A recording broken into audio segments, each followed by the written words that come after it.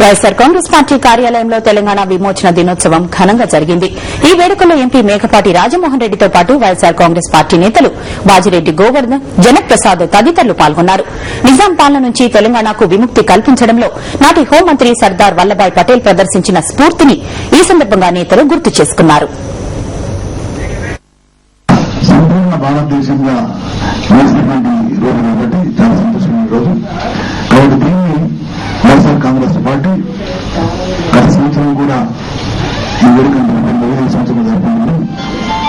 భవిష్యత్తులో కూడా జరుపుకోవాలని కోరుకుంటూ ఆనాటి హోంశాఖ మంత్రులు సర్దార్ వల్లభాయ్ పటేల్ గారు నిజంగా ఆయన